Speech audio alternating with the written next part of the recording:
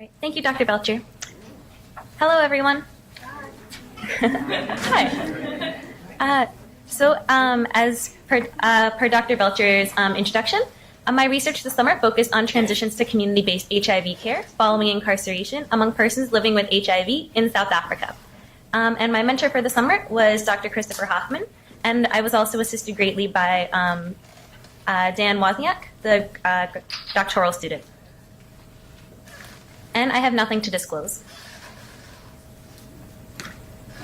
So my colleagues before me have given you some background on HIV generally. So I'd like to begin by offering some more background specifically regarding HIV in South Africa.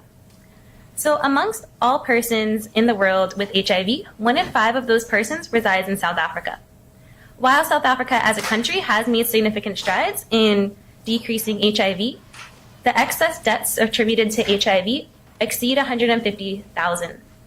So this means that there are over 150,000 lives being lost each year in South Africa, and this includes mothers, daughters, men, and sons, as this quote from the president of South Africa illustrates. So this is a very significant number, and lives are still being lost to HIV. So while we should celebrate the successes of HIV reduction, there's also still significant work to be done.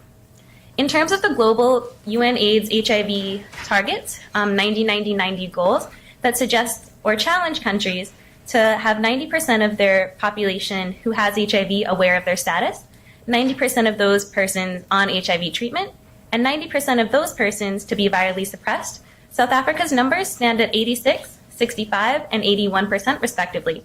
So as you can see, there's still some work to be done to get South Africa to the 90-90-90 goals, especially by 2020.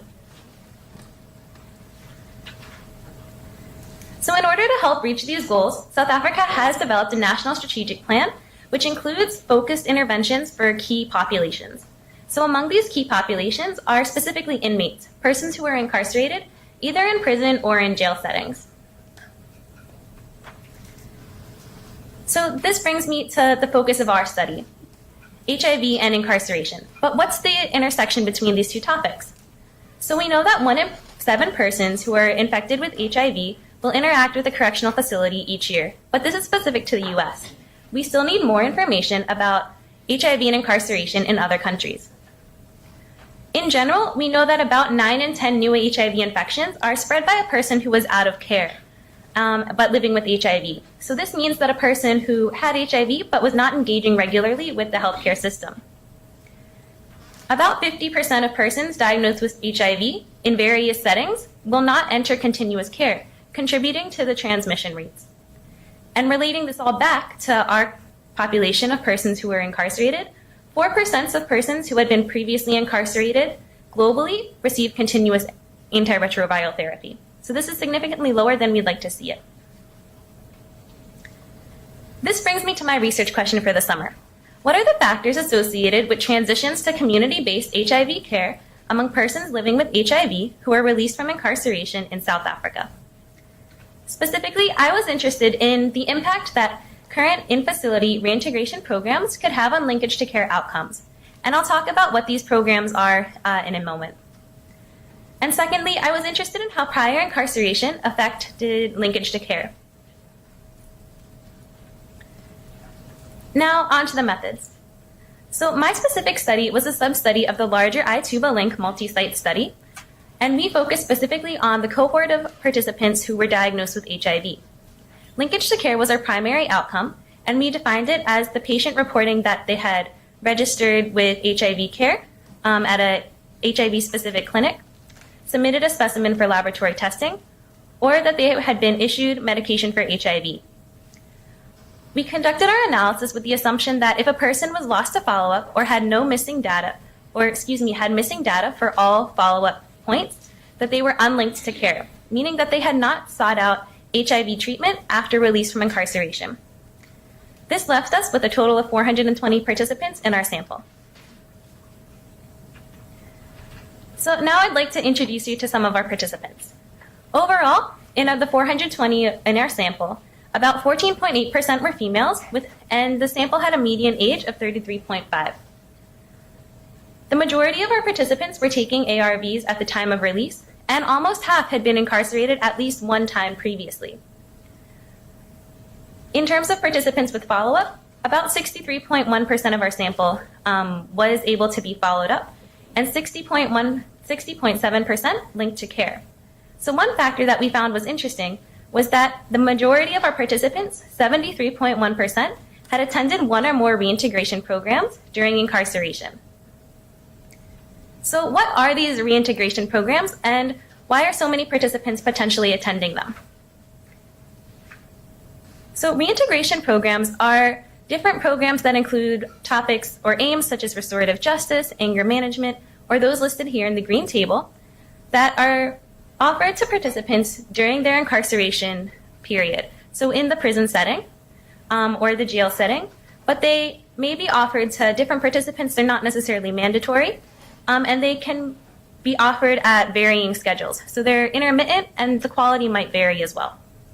So each of these programs has different aims, but not necessarily focused on linkage to care. So moving on to our analysis, we were interested in these additional programs, which I'll be referring to as reintegration programs. So first, we wanted to know, does the type of program affect linkage to care outcomes?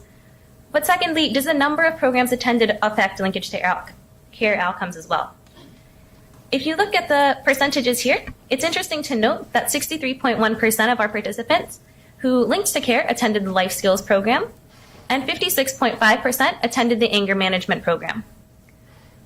Also, 79.0% of those who linked to care attended one or more of these programs. So we wanted to know, these programs are already in place. Could they potentially be helping us link participants to care? So moving on to some more of our results. On this graph, you can see duration of incarceration by different categories along the x-axis, and then probability of linkage to care along the y-axis. As you can see, this downward trend shows that longer incarceration is associated with decreased probability of linkage to care post-release. On this graph, again, we have duration of incarceration broken into categories, but here we have the probability of attending a reincarceration program. Here we see that with longer duration of incarceration, so the longer a person is in their jail or prison setting, that they have a higher probability of attending one or more of these programs. So this means that the longer a person is incarcerated, the more exposure they have to these additional services and resources. So things become a little more interesting when we split up our results into duration of incarceration. And here you can see in these labels, the category of duration of incarceration. So what's interesting is that persons who were incarcerated for 5 or more years had higher linkage to care compared to all other participants. This shows that increased attendance of reintegration programs is associated with increased linkage to care. Moving on, the significant takeaway from these graphs is that again we see that this red line, participants who were incarcerated 5 or more years, had the highest likelihood of linkage to care, whereas participants incarcerated for shorter periods of time had lower probabilities of linkage to care. And this will require further research to better understand the significant impacts of individual programs. Moving on, we were also interested in whether previous incarceration affected linkage to care outcomes. And here we can see that with the number of prior incarcerations, as it increases from 0 to 3, we see a downward trend in linkage to care. And here again, when we graph prior incarcerations along the x-axis versus probability of attending reintegration programs, we see a downward trend in number of programs attended for participants who were incarcerated multiple times. So this means that participants with multiple prior incarcerations had a lower probability of attending a reintegration program and lower exposure to these potentially beneficial resources. So some of the limitations of our work include the assumption that we classify participants with missing data as being unlinked. Just because a participant did not follow up with us does not mean that they didn't link to care somewhere else in their community. Because our analysis was quantitative, we were also limited by the number of participants from key subgroups, such as the number of females, the number of participants who consulted a non-allopathic provider, and other groups that warrant further research, but we didn't necessarily have a significant enough sample size to conduct the analysis. So further investigation should take into account these limitations, but also analyze individual program effects and help us better compare the effects of these programs to best practices and effects on overall linkage to care and HIV-related outcomes. In conclusion, current in-facility reintegration programs in South Africa may be affecting linkage to HIV-related care, but we do need further statistical analyses to better understand the independent effects of these programs. By better understanding the effects of what's currently going on and the effects of potential interventions, we can expand implementation and improve strategic efforts to reduce HIV morbidity, not only in South Africa, but also globally.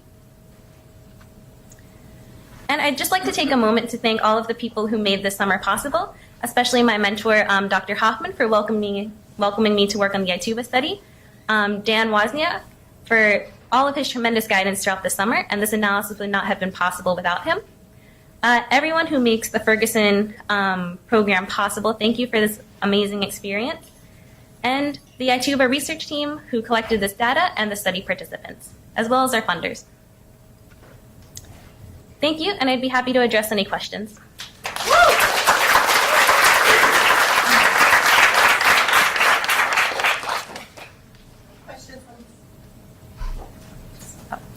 Questions on the CDC side? Quiet. And questions on our side here?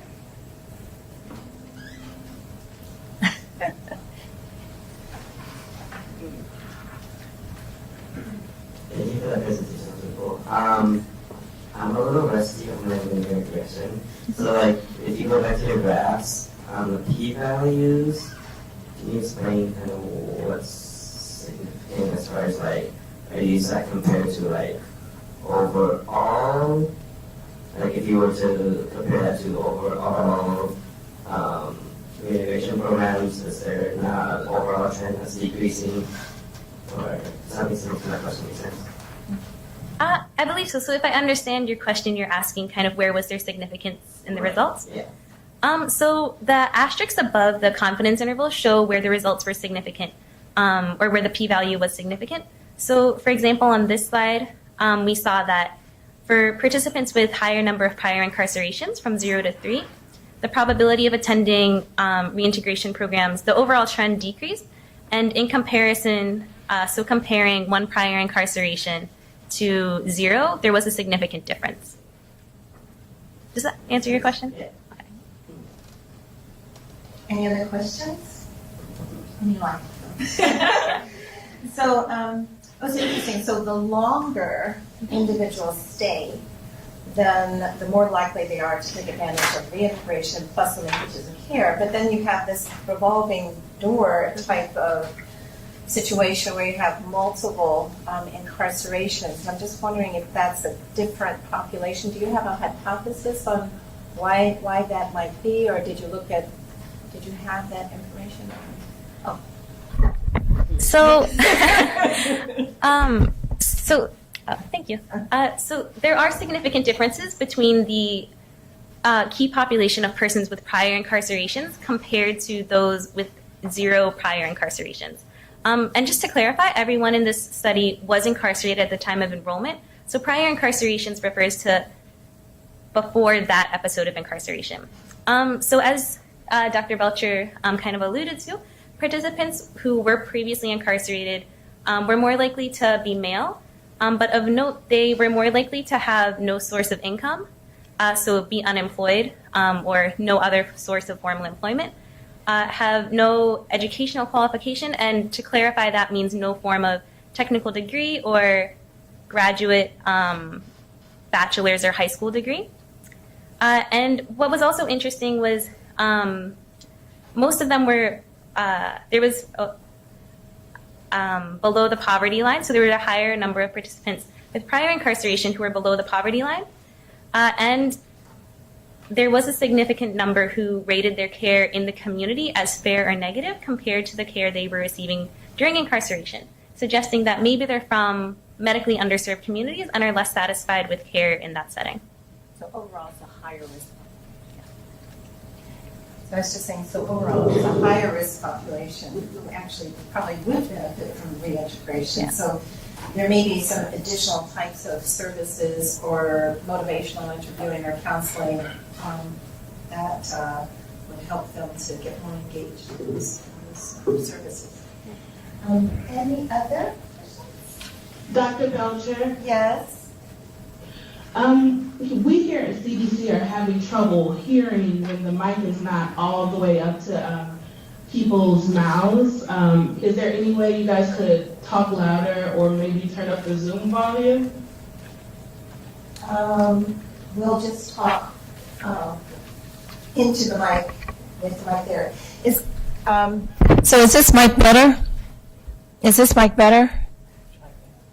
Yes, use that one. Also, Dr. Belcher, could you pause?